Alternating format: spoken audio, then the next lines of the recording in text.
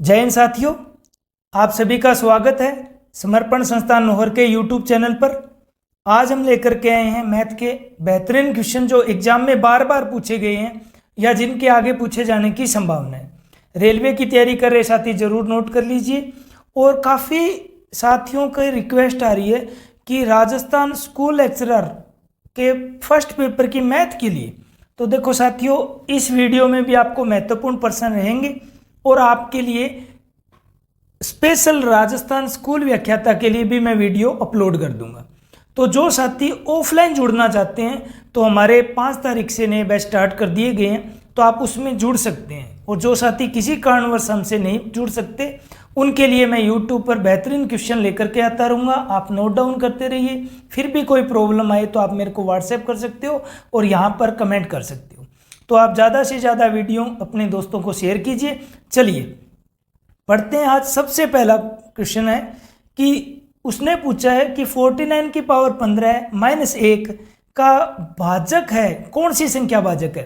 तो देखिए, पीछे की जो वीडियो देख रहे हैं साथी उनको पता होगा, जो अभी नए हैं तो वो देख लीजिए कि कभी भी a की पावर n और माइनस में b की पावर n हो और जहाँ पर n क्या हो, ओड हो, विषम संख्या हो, 1, 3, 5, 7 विषम संख्या हो, तो सदैव याद रखिए कि वो संख्या a माइनस बी से भाज्य होगी।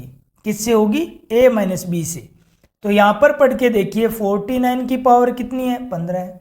ऐसे ही 1 की पावर 15 लिखा जा सकता है, एक ही होता है। तो आप देखो, a की n माइनस b की n, और n क्या है? विषम है, यहाँ पर भी विषम है। तो हमारा आंसर क्या हो जाएगा इस केस में कि हमारा किससे विभाजित होगा? 49 माइनस का 1। और कितना आंसर आ गया? 48। अब देखिए, अगर 48 है तो वो आंसर हो जाएगा, या कौन सी संख्या से कट रहा है? तो हम देखते हैं 8 से कट रहा है, आपका आंसर हो जाएगा 8। बेहतरीन सवाल रहेगा, आप अच्छे से नोट करना। जो साथी अभी जुड़े हैं इस चैनल से तो वो पीछे की वीडियो जरूर देखिए, उसमें इनके बारे में डिटेल से लिखा गया है। चलिए अभी अगले सवाल पर चलते हैं। सवाल पूछा गया है कि एक स्कूटर का अंकित मूल्य 3000 दे रखा है और उसने उस पर 20% और 15% की क्रमिक छूट दी है, ठीक है, की पेशकश की है। उसने स्कूटर कितने में बेचा? तो देखिए, बात करता है आगे की नए मूल्य की बात करें तो आपके लिए एक फॉर्मूला रहेगा जो कि क्रमिक छूट का रहता है। तो यहाँ पर आप पुराना मूल्य लिखिए। पुराना मूल्य कितना है स्कूटर का? 3000 गुणा में छूट देता है तो 100 में से कम कर देना, अगर छूट बढ़ाता है तो 100 में जोड़ देते हैं। तो छूट दे रहा है कि देखिए, तो छूट दे रहा है तो क्या होगा? 100 में से 20 कम कर दीजिए, कितना हो गया? 80। प्रतिशत हटाते हैं, बट्टे में 100। दूसरी छूट कितनी है? 15 की। तो 100 में से 15 घटा दीजिए, कितना हो गया? 85 और बट्टे में 100। तो ये आ जाएगा आपका जो नया मूल्य है, वो आ जाएगा जो डिमांड कर रहा है भाई। तो स्कूटर में कितना बेचा जाना चाहिए, तो ये हो जाएगा। कैसे याद रखना है? यहाँ पर रखना है पुराना मूल्य, फिर छूट है तो 100 में से घटाना है, अगर वृद्धि है तो 100 में जोड़ना है।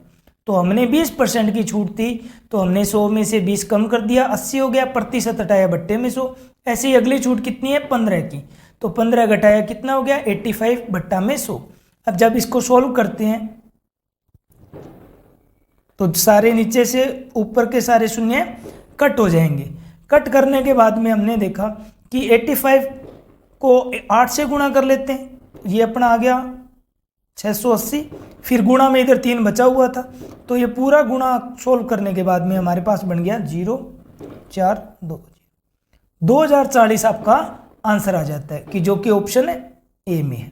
बाकी जो साथी इस फॉर्मूले से करना चाहते हैं क्रमिक छूट का, माइनस का ए माइनस का बी प्लस है माइनस ए माइनस बी और बट्टा में 100। माइनस क्या बताता है? छूट को बताता है। तो यहाँ पर माइनस कितने की छूट चल रही है भाई? पहले है 20 की,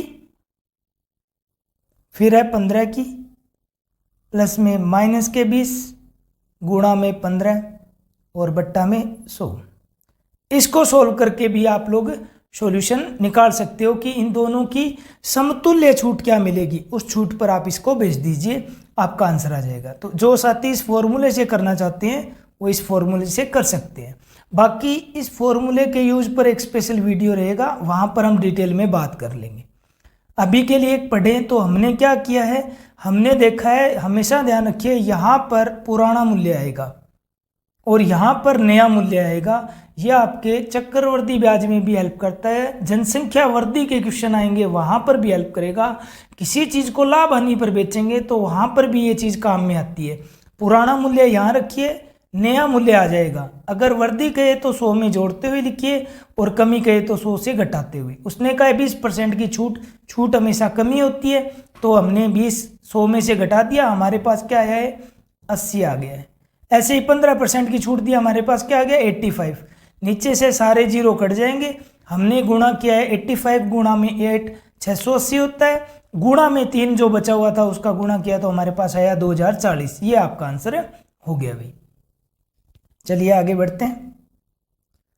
बेहतरीन सवाल है, इंपॉर्टेंट लगा लीजिए। ऐसे सवाल देखने को मिलेंगे तो हर कोई पजल हो सकता है। देखिए छोटी सी चीज़ों को सीखना है। रेलवे में इस बार ऐसे सवालों की संभावना सबसे ज़्यादा है, क्योंकि रेलवे में 2 से 3 आपके सिंप्लीफिकेशन पर क्वेश्चन रहते हैं जिनका स्टैंडर्ड रहेगा।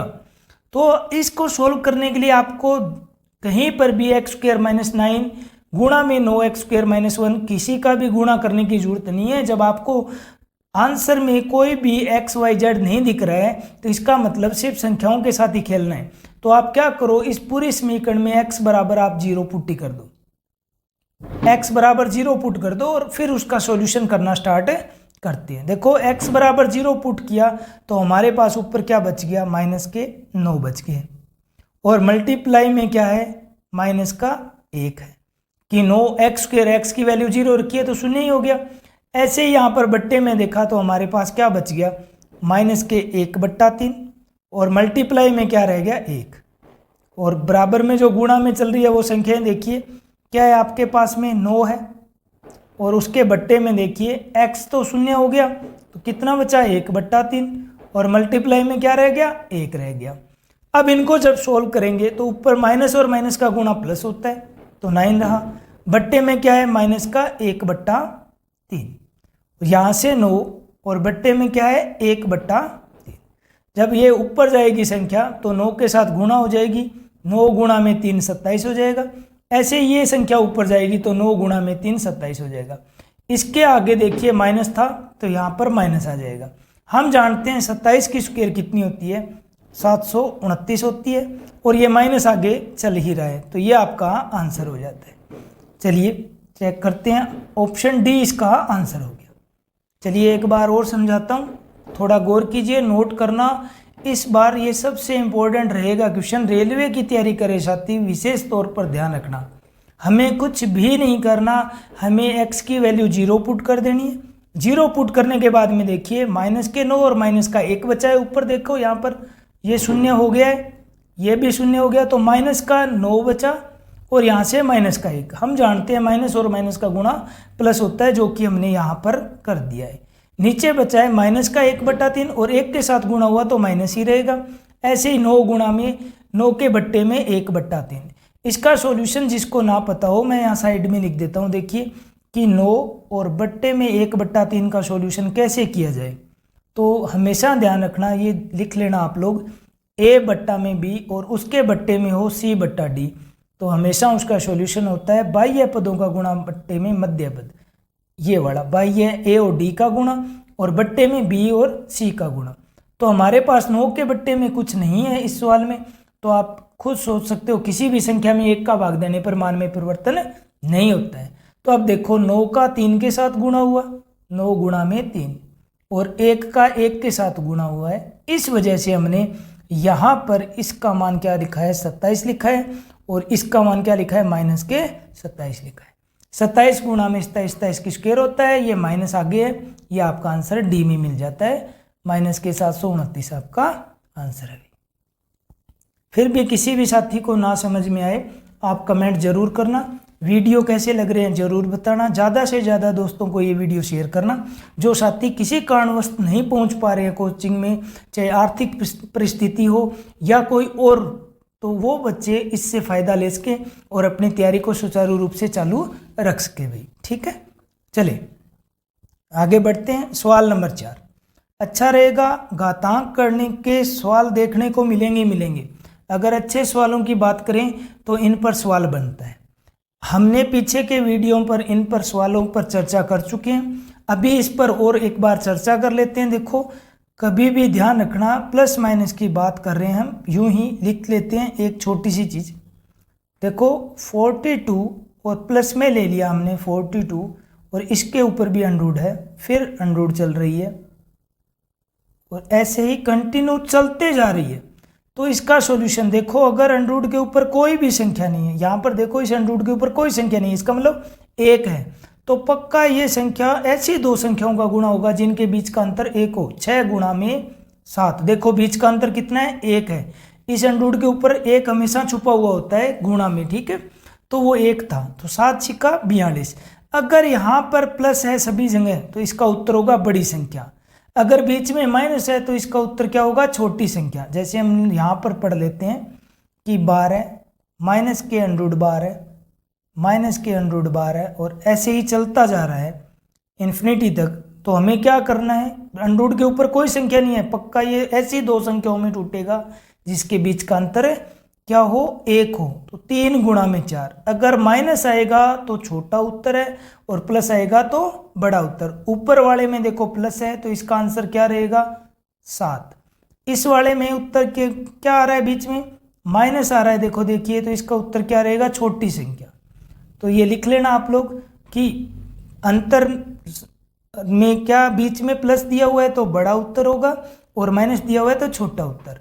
अगर भी ऊपर कुछ संख्या 2 है यहाँ पर तो इसका मतलब 2 संख्याओं का अंतर होगा। इस सवाल में देखिए कितना अंतर आ रहा है, 3 का आ रहा है। सवाल लिख लेते हैं एक बार नीचे और फिर चर्चा करते हैं। देखिए उसने लिखा है 154 लिख दिया, फिर उसने माइनस में दिया है एक, यहाँ पर 3 लिख दिया 154 माइनस 3 154 और ऐसे ही चलते जा रहे हैं। तो यहाँ 3 है तो पक्का ये जो संख्या है 154 वो ऐसी संख्याओं का गुणा होगा जिनके बीच का अंतर 3 है। अगर यहाँ पर 2 है तो ऐसी संख्याएं होंगी जिनके बीच का अंतर 2 है। अगर कुछ नहीं है तो हमने अभी ऊपर चर्चा की है, ऐसी संख्याओं का गुणा होगा जिनके बीच का अंतर 1 है। तो हम जानते हैं 154 किन दो संख्याओं का गुणा होता है, 13 और 11 का गुणा करके देखिए, 11 और 14 का, 3 का अंतर रखना है, तो 11 और 14 का गुणा करेंगे तो हमारे पास देख लो 154 आता है गुणा, और बीच का अंतर देखो कितने का है, 3 का। यहाँ 3 है तो ऐसी संख्याएं होंगी जिनके बीच का अंतर 3 हो, तो 11 और 14 के बीच का अंतर कितना है, 3। अगर माइनस आता है तो छोटा उत्तर और प्लस आता है तो बड़ा उत्तर। तो देखो इसमें क्या है, माइनस है तो इसका आंसर क्या हो जाएगा हमारा, आपका आंसर हो जाएगा 11। अगर प्लस होता तो कितना हो जाता, 14 हो जाता। चलिए उत्तर देखते हैं कौन से ऑप्शन में, फिर दोबारा से चर्चा कर लेंगे। आपका ऑप्शन है बी। देखो साथियों क्या करना है हमें कि हमेशा ये चीज़ ध्यान रखनी है, अगर इस अंडरूट के ऊपर कुछ संख्या है तो पक्का जो संख्या दी गई है वो ऐसी दो संख्याओं का गुणा होगा जिनके बीच का अंतर, जो यहाँ पर अंक दिया हो गया वो होगा। तो यहाँ पर 3 दिया हुआ है तो 154 ऐसी दो संख्याओं का गुणा है जिनके बीच का अंतर 3 है। आप चेक करना, संख्याएं याद हो जाए तो बढ़िया है, वरना कोशिश करना कि इनके गुणा याद किए जा सकें, प्रैक्टिस की जा सके। तो हमने देखा 154 क्या होता है, 11 गुणा में 14 होता है। देखो 11 और 14 के बीच का अंतर 3, इसका मतलब हमारा सही है। अगर माइनस आए तो 11 उत्तर और बीच में प्लस हो तो 14 उत्तर। छोटा मान लिया जाएगा माइनस पर, बड़ा मान लिया जाएगा प्लस पर। तो आपका आंसर क्या हो गया, 11 हो गया। फर्स्ट ग्रेड की तैयारी कर रहे साथी ध्यान से थोड़ा देखिए, अच्छा सवाल बनता है। 1 बट्टा में 11 गुणा 12 प्लस में 1 बट्टा में 12 गुणा 13, ऐसे ही चलते हुए जा रहा है आगे 1 बट्टा में 80 गुणा में 81। इनको सोल्व करने का हमेशा एक छोटा सा फॉर्मूला रहता है, आप लिखना चाहो तो लिख सकते हो। 1 बट्टा में अंतर और बट्टे में प्रथम संख्या और माइनस का अंतिम पढ़ा जा सकता है। तो देखो नीचे वाली दोनों संख्याओं का अंतर कितना है, 11 और 12 का अंतर हमारे पास 1 है। नीचे जो भी संख्या दी गई है गुणा में उनके अंतर चेक करनी है, कितने का अंतर है, देखो सभी में 1 का अंतर है तो अंतर हो गया हमारे पास 1। प्रथम पद के कौन सा लेना है, ये देखिए यहाँ पर प्रथम कितना है, 1 बट्टे में 11। ऐसे ही अंतिम देखिए क्या है आपके पास में, 1 बट्टा में 81 है। क्या रहा है? 1/81। इनका सॉल्यूशन ये आपका आंसर रहेगा। हमने देखा लघुत्तम क्या आ गया, 11 गुणा में 81, 81 माइनस के 11, हमारे पास आंसर रहा 70/1, 9 और 8, 891। तो आपका आंसर क्या हो गया? 70/891 हो गया। ऑप्शन चेक करते हैं कौन सा रहेगा। तो आपका ऑप्शन है बी। कैसे सोल्व करना है? प्रथम पद और अंतिम पद का अंतर लेना है और गुणा में क्या लेकर के आना है? 1 में जो नीचे जो संख्याएं गुणा है उनका अंतर। 11 और 12 का अंतर 1 है, इसलिए हमने अंतर 1 लिख दिया। 1/1 1 होता है, छोड़ सकते हो क्योंकि 1 का ही गुणा कर रहे हैं। प्रथम पद देखो 1/11 है, अंतिम क्या है? 1/81। जब इसको सोल्व किया तो हमारे पास आया 70/891, जो कि ऑप्शन बी आपका सही आंसर हुआ। जरूर इसको नोट करके जाना। स्कूल व्याख्याता, स्कूल लेक्चरर की तैयारी कर रहे हैं राजस्थान फर्स्ट पेपर में मैथ की, उनके लिए ये महत्वपूर्ण सवाल रहेगा। इस कॉन्सेप्ट पर पक्का सवाल देखने को आपको मिलेगा भाई।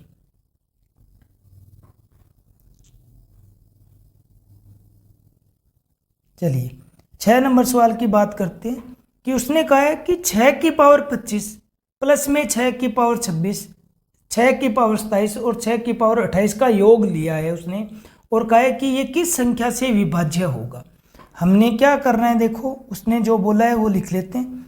उसने कहा है 6 की पावर 25 दे रखा है, तो सभी में देखो 6 की पावर 25 एक जैसा है, हमने कॉमन ले लिया तो यहाँ से क्या बचा? 6 की पावर 0। यहाँ से 6 की पावर 26 में से 6 की पावर 25 ले ली तो बच गई कितनी? 1। यहाँ पर कितनी बच गई? पावर 2। और यहाँ पर कितनी पावर बच गई? 3। हम जानते हैं कि किसी की पावर 0 हो उसका मान सदैव क्या होता है? 1 होता है। यहाँ से 1 आ गया, ये 6, ये 36 और ये कितने हो गए? 216। टोटल किया हमने 6 की पावर 25 गुणा में क्या आ गया? 2, 5 और 9, 259 आ गए। अब देखो कौन से, देखो इसका मतलब ये संख्या किससे कटनी चाहिए? 259 से पूरा भाग चला जाएगा तो ये विभाज्य रहेगी। यही हमसे पूछा गया। आपका आंसर क्या हो गया? बी। कि निम्न में से किस संख्या से विभाज्य होगी? खुद देखो 259 का भाग देंगे तो नीचे से कट जाएगा पूरा पूरा ऊपर वाले के साथ। तो आपका आंसर हो गया 259। सिंपल सा सवाल था, अच्छे से देखना। देखो राजस्थान L1 L2 की तैयारी कर रहे साथी और स्कूल लेक्चरर की तैयारी कर रहे साथी, इस सवाल को भी अच्छे से नोट डाउन रखना। महत्वपूर्ण सवालों की लिस्ट में है, अभी ये ट्रेंडिंग में चल रहे हैं, यूं बोला जा सकता है क्वेश्चन। जो साथी रेलवे और जीडी की तैयारी कर रहे हैं उनके लिए तो पूरी क्लास महत्वपूर्ण है भाई, और जो राजस्थान के लिए देख रहे हैं कंपटीशन के लिए, उनको ये जरूर देख के जाना है। चलिए आगे बढ़ते हैं। टाइम एंड वर्क, ध्यान रखो राजस्थान के L1 L2 में नहीं है, न स्कूल व्याख्याता के पेपर में। हाँ कि एक एक नियम में L1 और L2 में ये क्वेश्चन देखने को मिल सकता है, बाकी स्कूल लेक्चरर में नहीं है तो वो लोग छोड़ देना। SSC GD के लिए मोस्ट इंपॉर्टेंट, रेलवे के लिए मोस्ट इंपॉर्टेंट क्वेश्चन। देखो जब भी ऐसे क्वेश्चन आते हैं हम ट्रिक से करते हैं और चर्चा करते हैं कैसे सोल्व किया जाता है। इन सोल्व को करने के लिए सबसे पहले यहाँ रखना है आपको आदमी, यहाँ लिखना है आपका वर्क और यहाँ लिखना है आपका टाइम। क्या लिखना है मैं वापस से यहाँ मिटा देता हूँ। चलो यहाँ पर जो काम कर रहे हैं, आदमी काम कर रहे हैं तो हम आदमी लिख लेंगे, पुरुष लिख लेंगे, जो भी है काम कर रहे हैं उनकी बात करेंगे। यहाँ पर हम लिखेंगे कार्य। अगर रुपया बांटना हो तो हम यहाँ रुपया भी लिखेंगे और यहाँ लिखेंगे समय, और अगर समय घंटे में दिया गया है तो घंटे का गुणा कर देना। अगर बातें कर रहे हैं हमने एफिशिएंसी की तो एफिशिएंसी का भी गुणा कर देना यहाँ पर। अब वैल्यू रखते हुए चलो पहली लाइन में क्या बोलता है 10 पुरुष, तो हम पुरुष को हम लिख देते हैं। और बोला है तो और लगाइए, और उसने क्या कहा 15 महिलाएं, 10 पुरुष या और नहीं है या 15 वुमेन। किसी काम को हम काम मान लेते हैं एक, कितने दिन में करते हैं 30 दिन में पूरा करते हैं। हमने लिख दिया, हमारी लाइन कंप्लीट। अब उसने आगे क्या पूछा है वो देखो, उसने कहा है 15 पुरुष और 27 महिलाएं, इसका मतलब दोनों जुड़ करके काम कर रहे हैं। क्या पूछा है 15 पुरुष प्लस में 27 महिलाएं उसी काम को कितने दिन में करेंगी। हम मान लेते हैं D डे में करेंगे, कितने दिन में पूरा करेंगे ये सवाल है। तो याद रखो कि यहाँ पर सवाल में अगर या आता है तो आपको कुछ नहीं करना, ऊपर जो भी संख्याएं दी गई है उन सब का गुणा कर दीजिए। क्या लिखें? 10, 15, 1 और 30 लिख दिया। अब हमें क्या करना है, अलग अलग जेंडर वालों का गुणा करना है। पुरुष का महिला के साथ करना है और महिला का पुरुष के साथ करना है और जोड़ देना है। देखो यहाँ पर मैन और वुमेन का गुणा करो, 15 गुणा में 15, जोड़ का निशान लेना है। अब इन दोनों का गुणा कर दो, 27 गुणा में 10। तो ये सवाल अच्छे से, ये ट्रिक ध्यान रखना क्योंकि हमें टाइम बचाएगी। ये चीज़ तो नोट करने की जरूरत ही नहीं रहेगी, आपके स्क्रीन पर रहेगी। बस हमें क्या करना है, ऊपर दी गई सभी संख्याओं का देखो क्या करना है, गुणा करना है। और फिर क्या करना है, पुरुष का महिला के साथ गुणा करना और महिला का पुरुष के साथ, और उनका जोड़ नीचे लिख देना। तो यही किया गया है। देखो 15 गुणा में 15 हो गया, 27 गुणा में 10 हो गया। हमारा ऊपर मान चल रहा है 10 गुणा में 15 और गुणा में 30। नीचे टोटल आ गया, 15 की स्क्वायर होती है 225 और प्लस में कितना रहा आपका 270। सोल्व करते हैं कैलकुलेशन के लिए। आपके लिए लाइनें बढ़ा रहे हैं ताकि आपको कहीं पर भी शॉर्ट चीज़ गायब ना मिले। आप आराम से नोट करना, इस सवाल को देखना, सबसे अच्छा तरीका रहता है इसको सोल्व करने का। कॉन्सेप्ट भी है और आपका ट्रिक भी है। तो हमेशा टाइम एंड वर्क में ये मोस्ट इंपॉर्टेंट सवाल रहता है। सोल्व करने का तरीका जरूर लिख लेना भाई। हमारा नीचे टोटल आ गया 495। 15 से कट गया कितनी बार, 15 तिया 45 और 15 तिये 45। 3 के पहाड़ी से काट दिया गया ऊपर नीचे। ऊपर हमारा मान आ गया 100 और नीचे आ गया 11। जितनी बार पूरा भाग जाता है यहाँ लिखा जाएगा, सेंसपल ऊपर लिखा जाता है और बट्टे में जिससे भाग दिया गया। तो आपका उत्तर आ गया 9 से 1/11 दिन। कौन सा ऑप्शन रहेगा चेक कर लेते हैं। आपका ऑप्शन है डी। करना क्या है, वापस से देखिए सवाल को अच्छे से पढ़िए। अगर कहे 10 पुरुष या 15 महिलाएं, या आए उसी केस के लिए है, बाकी केस के लिए हम आगे सवाल लेकर के आएंगे, उनमें समझा देंगे। एक दिन स्पेशल क्लास भी रख देंगे टाइम एंड वर्क की, जिसमें महत्वपूर्ण क्वेश्चन कवर किए जाए जिससे एग्जाम में पूछते हैं। अभी ये मोस्ट इंपॉर्टेंट है, इसलिए मैं इस वीडियो में शामिल किया इस क्वेश्चन को। तो हमें क्या करना है, इस लाइन को बनाते हुए चलिए या दिए हुए सवाल में ही जो दी गई है ऊपर सभी चीज़ों का गुणा कर दीजिए। हमारे पास है 10, 15 और 30। हमने देखो यहाँ पर गुणा में हम 10, 15 और 30 को लेकर के आ गए। फिर हमें क्या करना है, नीचे संख्या लेकर के आनी है, अलग अलग जेंडर का गुणा करना है। पुरुष का महिला के साथ, महिला का पुरुष के साथ और उनका जोड़ लेना है। तो 15 गुणा में 15 225 और 27 गुणा में 10 270। टोटल किया गया तो हमारे पास आया 495। काटने पर मान आ गया 100/11। तो 11 का भाग 9 बार गया। जितनी बार जाता है यहाँ लिखेंगे, ऊपर सेंस पर लिखा जाता है और फिर जिससे भाग दिया। तो आपका आंसर आ गया 9 से 1/11।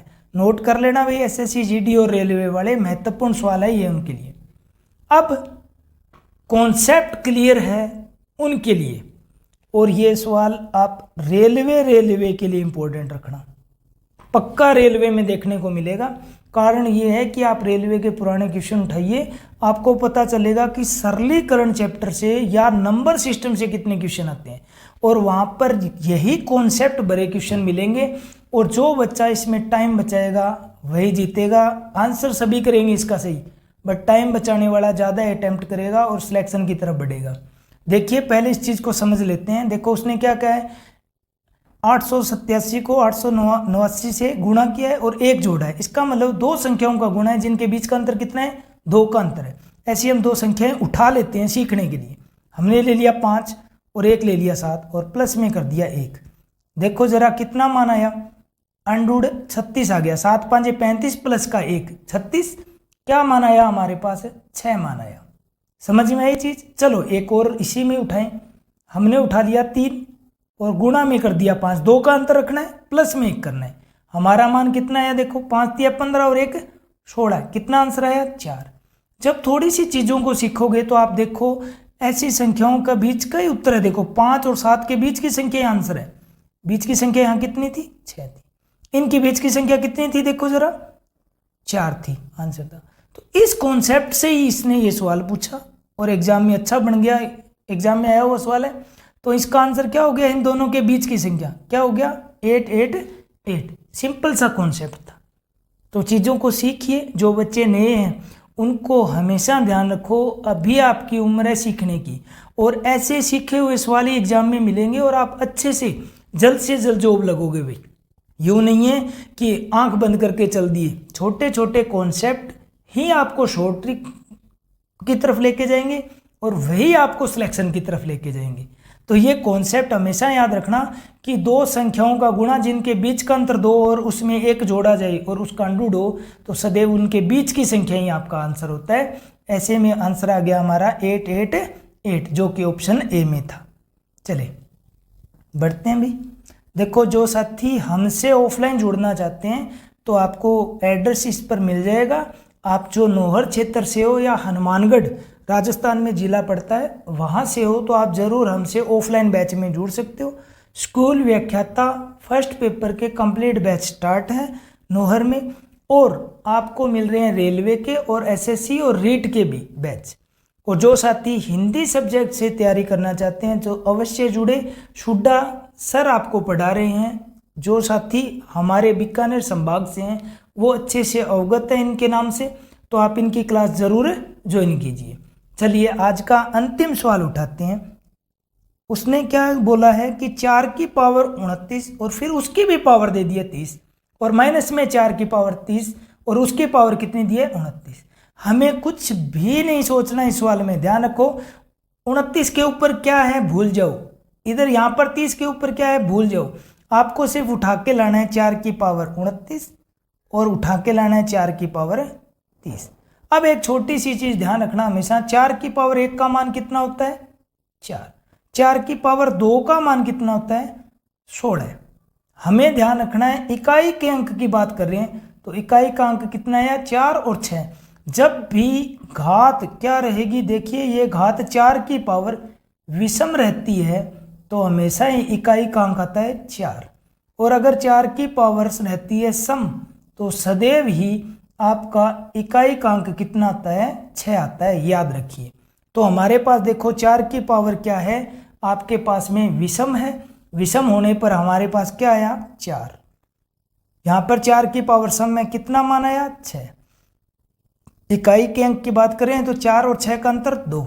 कभी भी माइनस इकाई का अंक नहीं होता है। जब माइनस आ जाए तो उसमें सदैव क्या जोड़ दिया जाता है 10 जोड़ दिया जाता है। आंसर कितना निकला 8 आपका आंसर है आ गया, जो कि ऑप्शन डी में आपको मिलता है।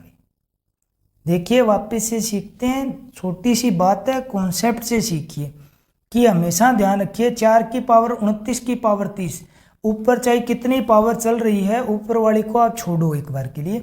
हम बात करें 4 की पावर 29 की तो हमारे पास क्या आया आंसर 4 आया। हमने देख लिया 4 की पावर 1 हो 4 की पावर 3 हो, देख सकते हो देखो 4 की पावर 3, 3 क्या होती है विषम संख्या होती है, गुणा करके देखो 4 गुणा में 4 गुणा में 4। जिसको पता है कि 4 की पावर 3 64 होता है तो वो ठीक है। तो इकाई का अंक देखो 4 आया। तो देखो 1 3 5 7 9 जब भी विषम संख्याएं घात में होगी इकाई का अंक सदैव ही 4 आएगा। ऐसे ही 4 की पावर अगर सम संख्या है 2 4 6 8 है तो इकाई का अंक सदैव ही 6 आएगा। तो यही कॉन्सेप्ट हमने लगाया, यहाँ से 4 आ गया यहाँ से 6, दोनों का अंतर देखा -2। कभी भी माइनस इकाई का अंक नहीं होता है। जब भी माइनस आ जाए आपके पास उसमें आप 10 जोड़ दीजिएगा, आपका सही आंसर आ जाएगा। तो 10 जोड़ने पर कितना मान आया आपका 8 मान आ जाता है। तो ये आज का हमारा अंतिम क्वेश्चन था।